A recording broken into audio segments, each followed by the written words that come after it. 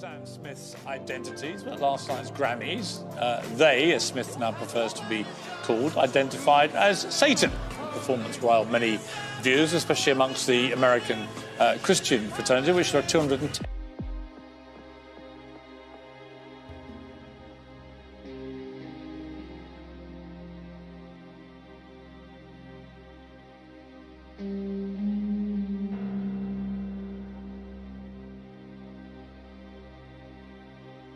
Anything cowardly about Sam Smith.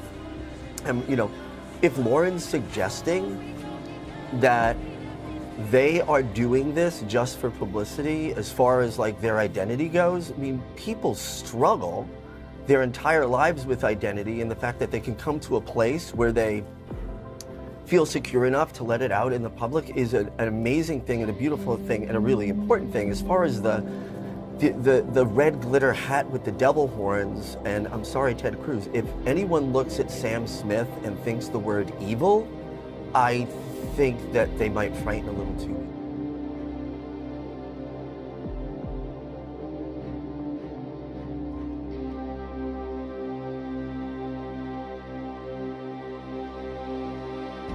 यशाया अध्याय 3 और उसके वचन 8 में लिखा है, यरूशलेम तो डगमगाया और यहूदा गिर गया है, क्योंकि उनके वचन और उनके काम, उनके वचन यानी उनके शब्द और उनके काम यहोवा के यानी परमेश्वर के विरुद्ध हैं, खिलाफ हैं। तो उसकी तेजोमयी आंखों को, जो उसकी तेजोमयी आंखों के सामने बलवा करने वाले ठहरे हैं। सोच कर देखिए इस वचन के बारे में। वो समाज, वो लोग जो कि ना सिर्फ अपने कामों के द्वारा वरन अपने शब्दों के द्वारा भी, अपने लिरिक्स के द्वारा भी, अपने गानों के द्वारा भी परमेश्वर के विरुद्ध में हैं, परमेश्वर के खिलाफ काम कर रहे हैं, परमेश्वर के खिलाफ बोल रहे हैं और अपने कामों के द्वारा, उसकी वचन में लिखा है कि तेजोमय आंखों को लाल कर रहे हैं, बलवा करने वाले ठहरे हैं। अपने कामों और अपने शब्दों के द्वारा वह परमेश्वर के खिलाफ जा रहे हैं, परमेश्वर का विरोध कर रहे हैं, परमेश्वर के सामने छाती चौड़ी करके बोल रहे हैं कि वी हेट यू, हम तुझसे नफरत करते हैं। और ये सब करते हुए वो इस बात से अनजान है कि ऐसा करके वो अपने ऊपर विनाश ला रहे हैं। वो इस बात से अनजान है कि ये सब करते हुए असल में वो पवित्र बाइबल की भविष्यवाणियों को, अंतिम वक्त की भविष्यवाणियों को पूरा कर रहे हैं। वो अपने आप में तो परमेश्वर के खिलाफ जा रहे हैं, लेकिन परमेश्वर इन सब के थ्रू ऐसे कामों के जरिए अपने वचनों को पूरा कर रहे हैं। परमेश्वर के वचनों को ये लोग पूरा कर रहे हैं बिना ये जाने कि वो असल में कर क्या रहे हैं। ये सब लोग वचनों की सच्चाई से वाकिफ हैं, परमेश्वर की धार्मिकता से वाकिफ हैं, प्रभु यीशु मसीह के क्रूस पर हुए बलिदान से वाकिफ हैं, लेकिन ये सब कुछ जानते हुए भी वो ये काम कर रहे हैं। बोल्डली, घमंड के साथ सबके सामने आकर पूरी दुनिया को दिखाते हुए ये काम कर रहे हैं, बिना इस चीज़ की परवाह किए या बिना इस चीज़ को जाने कि ऐसा करके वो अपने ऊपर विनाश को लेकर आ रहे हैं, अपने ऊपर तबाही को लेकर आ रहे हैं, और उनके इन कामों की सज़ा विनाश होगी। बहुत भारी दंड इनके कारण मिलने वाला है, क्योंकि ये काम शैतान का है। खुलेआम शैतान को बुला रहे हैं, कोई भी छिपाकर, कोई भी लुकाकर अब कुछ नहीं कर रहे हैं। ये लोग सब कुछ सबके सामने कर रहे हैं। And the another thing is कि लोग इनके कामों को, ऐसी परफॉर्मेंसेस को और ऐसी चीज़ों को बढ़ावा दे रहे हैं, अप्रिशिएट कर रहे हैं कि वाह व्हाट अ टैलेंट। लेकिन ये टैलेंट नहीं है। This is an inspiration from the devil himself. वो इन्हें इंस्पायर कर रहा है ऐसे कामों को करने में, और वो उसकी मर्जी को, उसकी इच्छा को पूरा कर रहे हैं। और आगे देखिए इसी चैप्टर के वचन 9 में क्या लिखा है कि उनका चेहरा भी जैसे वो दिख रहे हैं, जैसे उन्होंने कॉस्ट्यूम पहने हैं, जैसा उन्होंने मेकअप किया है, उनका चेहरा भी उनके विरुद्ध साक्षी देता है, गवाही देता है। Wow, I can not believe कि वचनों में इतने साल पहले ये सारी बातें करी गई है। उनका चेहरा भी उनके विरुद्ध साक्षी देता है वह ये लोग सदोमियों के समान, सदोमी यानी वो सदोम के लोग जिनका परमेश्वर ने विनाश किया था, सदोमियों के समान, सदोमियों के जैसे अपने पाप को आप ही बखानते और नहीं छिपाते हैं। सदोमियों के जैसे ये लोग अपने पाप को जाहिर कर रहे हैं, पब्लिक के सामने लेकर आ रहे हैं, उन्हें कास्ट कर रहे हैं, उन्हें टीवी के सामने दिखाया जा रहा है। और वचन में लिखा कि इसको छिपाते नहीं हैं, वो इन्हें छिपा नहीं रहे हैं। फिर आगे लिखा है, उन पर हाय क्योंकि उन्होंने अपनी हानि आप ही की है, क्योंकि इन्होंने अपनी हानि आप ही की है। मैं फिर से इस वचन को पढ़ता हूं, उनका चेहरा भी उनके विरुद्ध गवाही देता है, वह सदोमियों के जैसे अपने पाप को आप ही बखानते और नहीं छिपाते हैं। उन पर हाय क्योंकि उन्होंने अपनी हानि आप ही की है। तो इस वचन से हम ये दे सकते हैं कि सदोमियों के जैसे वो सिर्फ इसे छिपा ही नहीं रहे हैं, वरन घमंड के साथ इसका प्रचार भी कर रहे हैं, इसे टेलीकास्ट भी कर रहे हैं। बिना छिपाते हुए अपने गुनाह को वो मान रहे हैं कि ये का अच्छी बात है। भलाई को वो बुराई बताते हैं, और ये बुराई जो कर रहे हैं इसे एक अच्छी चीज बताते हैं। And not only they are being deceived, but जो लोग इन्हें देख रहे हैं, इनकी प्रेज कर रहे हैं, इनकी महिमा कर रहे हैं, उन्हें भी ये लोग भरमा रहे हैं, डिसीव कर रहे हैं। लेकिन आगे हम वचन को देखते हैं, वचन 10 को, कि धर्मियों से कहो कि उनका भला होगा। जो लोग परमेश्वर का भय मानते हैं वह धर्मी है, जिन्हें परमेश्वर ने प्रभु यीशु मसीह के द्वारा धर्मी ठहराया है। उनसे कहो कि उनका भला होगा, क्योंकि वह अपने कामों का फल प्राप्त करेंगे। अपने कामों का जो वो कर रहे हैं उसका फल प्राप्त करेंगे। तो हम यहाँ पर बात कर रहे हैं अंतिम वक्त की, इन अंतिम और बुरे और ईवल समय की जिसमें हम रह रहे हैं, और इसी के विषय में परमेश्वर का वचन हमसे बात कर रहा है, बहुत ही क्लियरली बात कर रहा है, स्पष्ट तरीके से बात कर रहा है कि धर्मियों से कहो कि उनका भला होगा, क्योंकि वे अपने कामों का फल प्राप्त करेंगे। लेकिन इन अंतिम दिनों में दुष्ट बुराई करने वाले घमंड के साथ बुराई करेंगे, पाप करने वाले घमंड के साथ बोल्डली बोस्ट करते हुए बुराई करेंगे, और हर एक चीज के साथ सामने जो पवित्र है, जो शुद्ध है, जो धर्मी है, उसके खिलाफ खड़े होंगे। हर उस चीज के खिलाफ खड़े होंगे जो परमेश्वर के वचनों में कही है कि ये गलत है, वो उसी ही को मानेंगे, उसी की पूजा करेंगे और उसी ही की प्रैक्टिस करेंगे। और ये सिर्फ पुराने नियम में ही नहीं बताया गया था, नए नियम में भी जब हम आते हैं तो ऐसा बहुत कुछ दिखाया गया है। संत पौलुस इसकी गवाही देते हैं कि अंतिम समय में ऐसे लोग आएंगे, और ये लोग इन वचनों को पूरा कर रहे हैं। दूसरा तीमुथियुस अध्याय 3 वचन 1 से लिखा है कि ये जान रख कि अंतिम दिनों में कठिन समय आ जाएंगे, क्योंकि लोग स्वार्थी होंगे, धन के लोभी होंगे, ढींग मार, अभिमानी यानी घमंडी, निंदक, माता पिता की आज्ञा टालने वाले, कृतघ्न, अपवित्र, दया रहित, क्षमा रहित, दोष लगाने वाले, असंयमी, कठोर, भले के विरोधी, विश्वासघाती, हठी, अभिमानी और परमेश्वर के नहीं वरन सुख विलास ही के चाहने वाले। सिंपल भाषा में कहें कि वो हर उस काम को करेंगे, हर उस चीज का सामना करेंगे जिसे करने की परमेश्वर के वचनों में गवाही दी है कि ऐसा मत करो, वो वही करेंगे। वो वही काम करेंगे जो वचनों में बताया गया कि गलत है, गुनाह है, लेकिन वो घमंड के साथ, खुशी खुशी, प्राइड के साथ ये काम करेंगे। वो बड़े बोस्टफुली ये काम करेंगे कि हम परमेश्वर के विरोध में हैं। And today people are saying that God is dead. और ये आज का नारा नहीं है, ये 19वीं 20वीं सदी से शुरू हुआ नारा है कि परमेश्वर खत्म है, वो नहीं है। और वो ये सब करते हुए इसे प्रूव कर रहे हैं, लेकिन ये सब करते हुए वो ये प्रूव नहीं कर रहे हैं, वो वचन की शिक्षाओं को, बाइबल की भविष्यवाणियों को पूरा कर रहे हैं, अंतिम समय की निशानियों को दिखा रहे हैं कि हम वही समय में आ गए हैं जिसका जिक्र बाइबल में किया था। और आज की हमारी पीढ़ी, जैसे कि प्रभु यीशु ने कहा था कि अंत के दिनों में वैसा ही होगा जैसे सदोम और अमोरा था, जैसे लूत के दिनों में था। और क्या ये लोग जिन्हें आप देख रहे हैं, क्या आपको नहीं लगता कि ये सदोम और गमोरा से भी बदतर हो गए हैं? क्या हमारी सोसाइटी आज सदोम और गमोरा के लोगों से भी बदतर नहीं हो गई है? बिल्कुल हो गई हैं। आज जो बुराई है वो उनसे भी ज्यादा है, बहुत ज्यादा है। लेकिन वचन हमसे क्या कहता है? वचन हमसे कहता है, जैसे हमने यशायाह अध्याय 3 में पढ़ा, कि धर्मी से कहे कि उसका भला होगा और वह अपने कामों के अनुसार उसका फल पाएगा। और फिर प्रभु यीशु कहते हैं मत्ती अध्याय 7 में,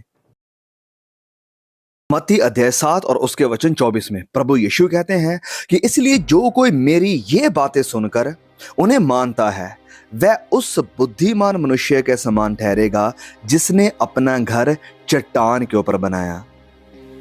प्रभु यीशु ने यहां पर कहा कि जो मेरी ये बातें मानकर, बातें सुनकर, कौन सी वो बातें? पिछले 1, 2, 3 चैप्टर्स में प्रभु यीशु यही सिखाते आ रहे थे। बहुत से इश्यूज के बारे में प्रभु यीशु ने बात करी कि नम्र रहना, वो दान दशवांश के विषय में बात करते हैं, वो बात करते हैं प्रार्थना के विषय में, फास्टिंग के विषय में, परिवार के विषय में, मैरिज के विषय में। ऐसे बहुत से विषयों के ऊपर बात करते हुए प्रभु यीशु यहाँ पर आते हैं और कहते हैं कि जो कोई मेरी इन सारी बातों को मानता है वह उस बुद्धिमान मनुष्य के समान है जिसने अपना घर चट्टान के ऊपर बनाया है।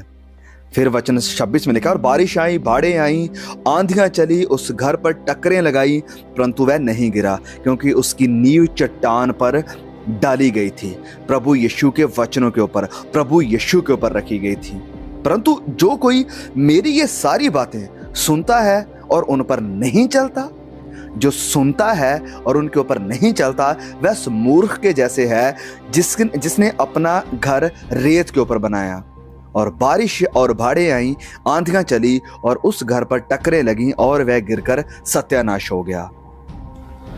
अंतिम दिनों में, अंतिम समय के डिसेप्शन में, अंतिम समय की तबाही में और अंतिम टेस्टिंग यानी परीक्षा में, जो परीक्षा आने वाली है, इसमें बहुत से लोग गिरेंगे जिनका विनाश होगा, लेकिन सच्चा और खड़ा वही रहेगा जो प्रभु यीशु के ऊपर अपना घर बनाएगा, जो सच्चे बाइबल के यीशु के ऊपर अपना घर बनाएगा। आज बहुत से यीशु हैं जिनका प्रचार किया जा रहा है, हर धर्म में यीशु का प्रचार है, और क्रिश्चियनिटी के अंदर भी बड़े अलग अलग यीशु आ गए हैं जो कि आपको बस सुख, चैन, आराम, सुकून की ज़िंदगी, कंफर्ट की ज़िंदगी, बिना किसी तकलीफ़ की, बिना किसी कलेश की, बिना किसी संकट की, बिना किसी परीक्षा की ज़िंदगी देना चाहते हैं। लेकिन जो बाइबल का यीशु है वो टोटली ऑपोजिट जाता है। वो कहता है कि अगर तुम मेरे पीछे आना चाहते हो तो तुम्हें अपने घर, परिवार, माँ बाप सबको छोड़ना होगा, मतलब इनका इनकार करना होगा। अगर ज़रूरत पड़ी तो अपनी जान भी मेरे लिए देनी होगी।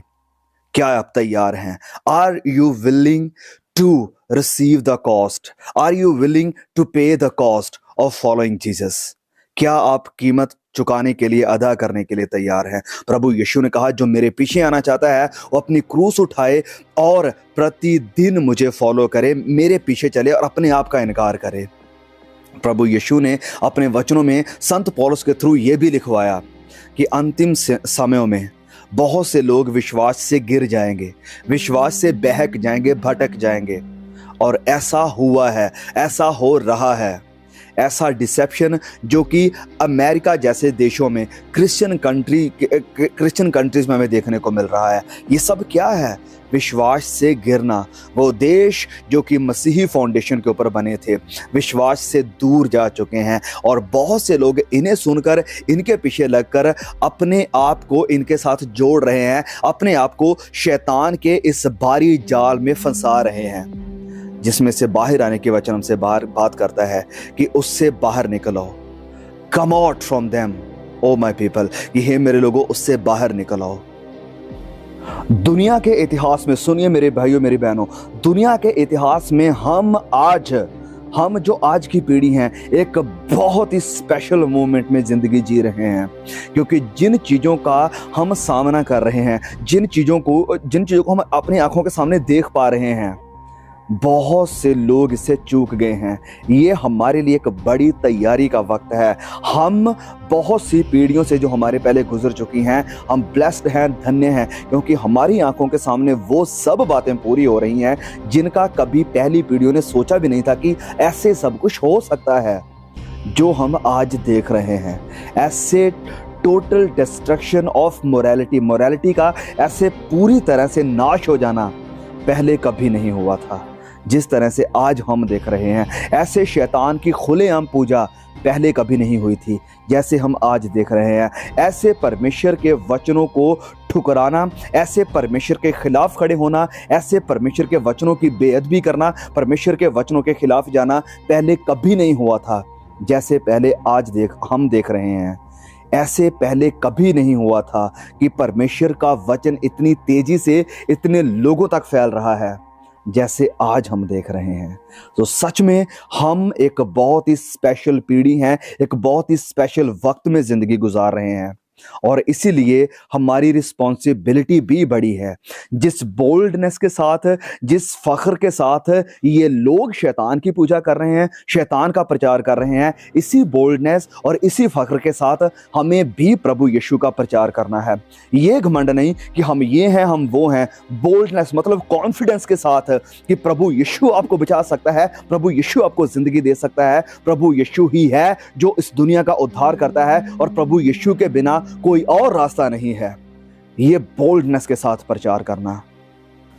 पूरी दुनिया चाहे झूठ को स्वीकार कर ले, पूरी दुनिया चाहे शैतान को स्वीकार कर ले, पूरी दुनिया चाहे झूठी शिक्षाओं को स्वीकार कर ले कि अरे ओके ये बंदा भी इसका प्रचार कर रहा है तो ये सही ही होगा। अगर मुझे अकेले भी प्रभु यीशु के साथ, उसके वचनों की सच्चाई के साथ, प्रभु यीशु जो मेरी चट्टान है उसके साथ, उसके ऊपर खड़े होकर चलना पड़े तो मैं अकेला उसके साथ चलने के लिए तैयार हूँ। फिर चाहे सारे लोग बाइबल के खिलाफ, बाइबल की शिक्षाओं के खिलाफ प्रचार करना या इसके खिलाफ खड़े होना शुरू कर दे, लेकिन मैं पीछे नहीं हटूंगा। संत पौलुस, जब हम पढ़ते हैं प्रेरितों के काम अध्याय 27 में, वहाँ पर लिखा कि जब वो जहाज में थे, जहाज जब डूबने लगा, जब सारी आशा जाने लगी, जब सारे लोग रोने लगे, घबराने लगे कि हम ख़त्म होने वाले हैं, तब वो अकेला ही था जो उनके बीच में खड़ा हुआ। क्योंकि ये अकेला ही है जो सच्चाई के ऊपर वचनों को जानने वाला इंसान है। ये अकेला ही है जो प्रभु यीशु को जानता है। ये अकेला ही है जो सच्चाई को जानता है कि ये कष्ट, ये तकलीफ़ें हमारे लिए रियलिटी है।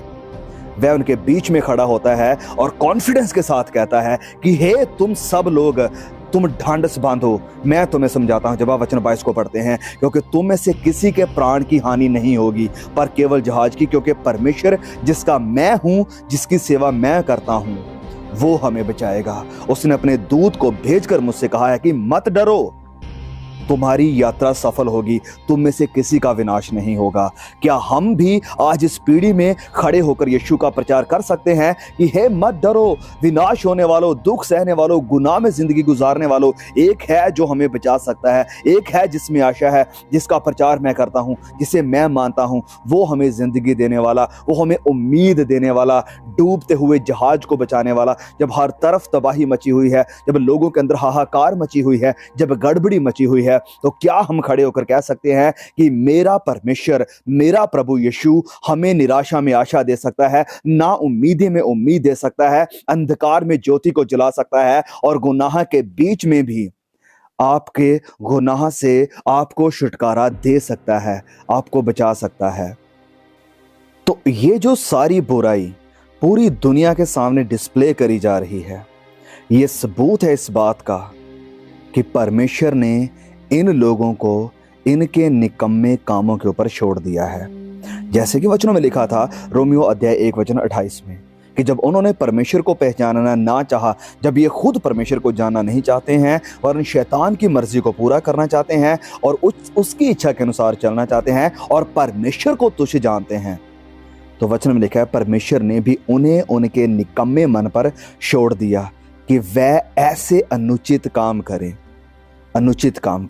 वचन 32 में लिखा है कि वह तो परमेश्वर की वह विधि जानते थे।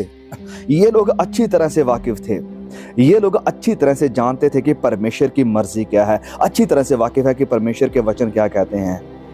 वह जानते थे कि परमेश्वर की विधि क्या है, कि ऐसे ऐसे काम करने वाले मृत्यु के दंड के योग्य हैं। वह जानते थे, तो भी ना केवल वह आप ही ऐसे काम करते हैं, वरन करने वालों से प्रसन्न भी होते हैं और बहुत से लोगों से ऐसे काम करवाते हैं और यंग जनरेशन को लीड कर रहे हैं, गाइड कर रहे हैं, नरक के लिए तैयार कर रहे हैं।